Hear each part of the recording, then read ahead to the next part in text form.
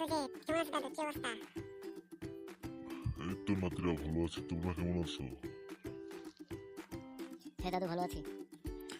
দাদু অনেকদিন পরে তোমার দেখা পেলাম, চলো না আজকে ডিভোর্স গেমিং এর গল্প শুনবো। দাদু চলো না। আচ্ছা চল তাহলে আমার রুমে চল। আজকে গল্প শুনবো। আচ্ছা দাদু চলে এসেছি, এবার শুরু করো। দাদু শুরু করো, আমার তো সহ্য না।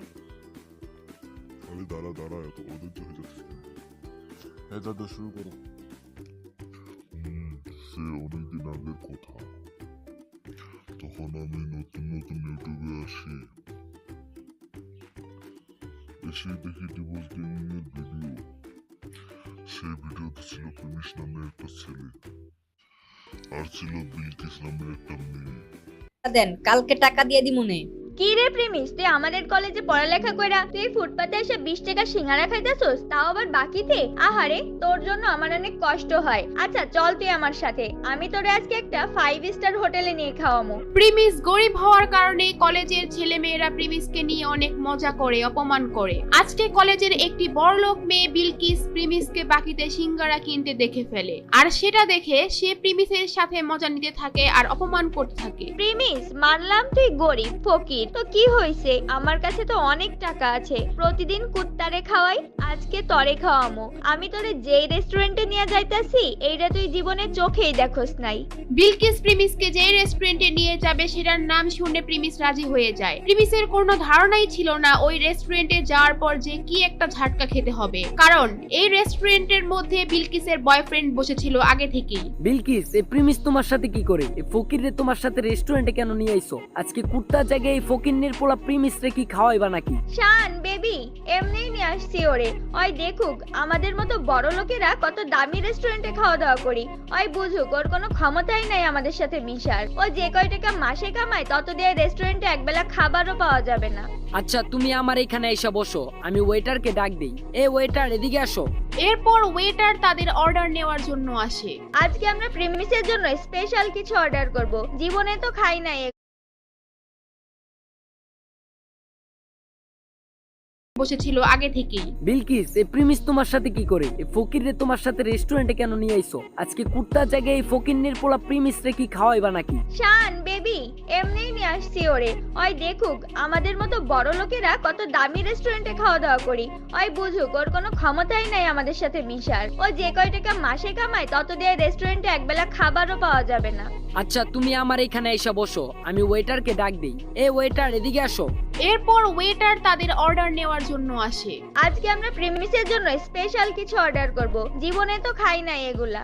আরে প্রিমিস চৌধুরী সাহেব, আপনি এখানে? স্যার আমি আপনাকে দেখি নাই, সরি স্যার, আমাকে মাফ করবেন। প্রিমিসকে দেখে ওয়েটার আশ্চর্য হয়ে যায় আর ওইখান থেকে চলে যায়, কিন্তু বিলকিস আর বিলকিসের বয়ফ্রেন্ড এটা দেখে একেবারে অবাক হয়ে যায়, আর তারা দুজনেই বুঝতে পারে না ওখানে কি হলো। প্রিমিস, তোমার এই ওয়েটার চৌধুরী স্যার কেন বললো? তার মানে কি তুমি এই হোটেলে আগেও আসছো? খুব তাড়াতাড়ি সব বুঝতে পারবে। কিছুক্ষণ পরে ওয়েটার 50,000 টাকা দামের একটা কোল্ড ড্রিঙ্কস নিয়ে আসে ওখানে আর বলে, চৌধুরী স্যার, এই যে নেন আপনার ফেভারিট কোল্ড ড্রিঙ্কস। এত দামি কোল্ড ড্রিঙ্কস? এই প্রিমিস, এত দামি কোল্ড ড্রিঙ্কস এর বিল কি তোর আব্বু দিব নাকি? এটা শুনে প্রিমিস একটু হাসতে থাকে, আর ঠিক তখনই ওয়েটার বলে, প্রিমিস চৌধুরী স্যারের বিল দেওয়ার কোনো দরকার নাই।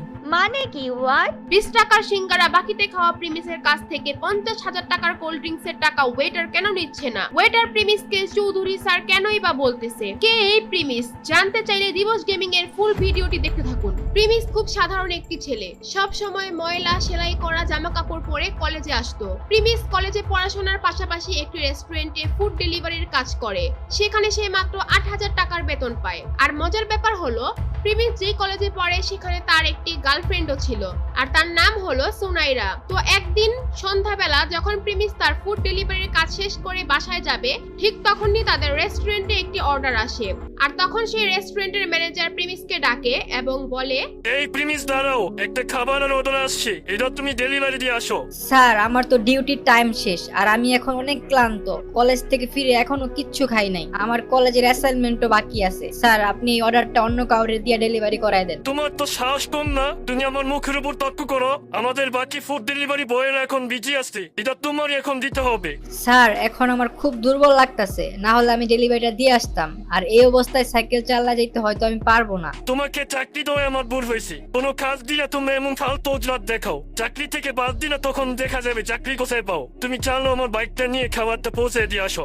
আচ্ছা ঠিক আছে, আমি যাচ্ছি। প্রিমিস এই ক্ষুধার্ত শরীর নিয়েও খাবার ডেলিভারি দিতে রাজি হয়। যদিও তার কাজের সময় শেষ হয়ে গিয়েছে, তারপরেও ম্যানেজারের কথায় তার চাকরি হারানোর ভয়ে সে যেতে বাধ্য হয়। তাই সেই কথা চিন্তা করে রেস্টুরেন্ট থেকে খাবার নিয়ে বের হয় ডেলিভারি দেওয়ার জন্য। A few moments later.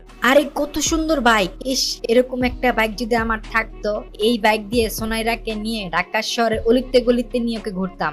Sunaira হচ্ছে প্রিমিসের গার্লফ্রেন্ড, আর সুনাইরা বাইক অনেক পছন্দ করে। প্রিমিস যেহেতু সুনাইরাকে অনেক ভালোবাসে, সে তার বেতনের টাকা থেকে যখনই কিছু টাকা বাঁচাতে পারে সুনাইরার জন্য গিফট কিনে নিয়ে আসে। প্রিমিস মনে করে সুনাইরা তার পাশে সারা জীবন থাকবে। সুনাইরা প্রিমিসকে অনেক ভালোবাসে, এটাও সে মনে করে। আর তারপর প্রিমিস ফুড ডেলিভারি দেওয়ার জন্য তার গন্তব্যে পৌঁছে যায়, আর সেটি ছিল একটি দামি হোটেল। হোটেলের ভিতর যখনই রুমে নক করে, আর তখন ভিতর থেকে দরজা খুলে দেয় একটি মেয়ে। সেই মেয়েটি আর কেউ নয়, সেটি ছিল প্রিমিসের গার্লফ্রেন্ড সুনাইরা। আরে সোনাইরা, তুমি এখানে কি করতেছো? তোমার সকাল থেকে মেসেজ দিতাছি, ফোন দিতাছি, কোনো রিপ্লাই নাই। আচ্ছা ওয়েট, তুমি কি খাবার অর্ডার দিছো? আর তুমি হোটেলে কি করতেছো তোমার বাসায় রাইখা? এই ডেলিভারি বয়ের সাথে তো কিসের কথা? আরে প্রিমিস দেখি আমাদের কলেজে পড়ালেখা করে, সেই ছেলে এখন ফুড ডেলিভারি বয়। সুনাইরার সাথে এখন যাকে দেখছেন সে হচ্ছে রাসেল। প্রিমিসরা যেই কলেজে পড়তো সেই কলেজের ম্যানেজমেন্টের দায়িত্বে থাকা একজন বড়লোকের ছেলে। সেও ওই কলেজেই পড়ালেখা করে।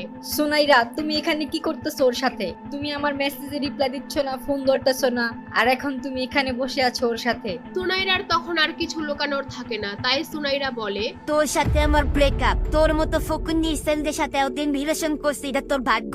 তোর তো একটা বাইক কেনার সামর্থ্য নাই, আমাকে কোথাও ঘুরতে নিয়ে যাস না। তোর মতো ফকিনের পোলার সাথে কে রিলেশন রাখবে রে? প্রিমিস সুনাইরার কথা শুনে যেন তার মাথায় আকাশ ভেঙে পড়লো। প্রিমিস সুনাইরাকে নিয়ে এত স্বপ্ন দেখতো, আর সেই সুনাইরা তার সাথে এই কাজ করলো। প্রিমিস একদম নীরব হয়ে ওইখান থেকে চলে আসতে থাকে। সারাদিন না খাওয়া, তার মধ্যে এত বড় ধাক্কা, সে একদম ভেঙে পড়ে। আর ঠিক তখনই কাহিনীতে আসে নতুন টুইস্ট। তার ফোনে একটি মেসেজ আসে, আর সেখানে লেখা থাকে প্রিমিস চৌধুরী আজকে থেকে তার অভাবী জীবন থেকে মুক্ত, আর তার ব্যাংক অ্যাকাউন্টে 500 কোটি টাকা অ্যাড হয়েছে, এবং সে তার পরিবারের গরিবী পরীক্ষায় পাশ করেছে। আপনারা হয়তো ভাবছেন এটা আবার কিসের পরীক্ষা? চৌধুরী ইন্ডাস্ট্রির একমাত্র ছেলে ছিল প্রিমিস। তাদের চৌধুরী পরিবারের একটা নিয়ম ছিল, তাদের পরিবারের ছেলেদের তারা ছোটবেলা থেকেই সমস্ত সম্পত্তি ও টাকা পয়সা থেকে বঞ্চিত করে দেয় এবং গরিব অবস্থায় ছেড়ে দেয়। একটা সময় গিয়ে যখন তাদের 21 বছর বয়স পূরণ হয়, তখন তারা তাদের সমস্ত সম্পত্তি ফিরে পায়। আর সেই দিনটি ছিল আজকে।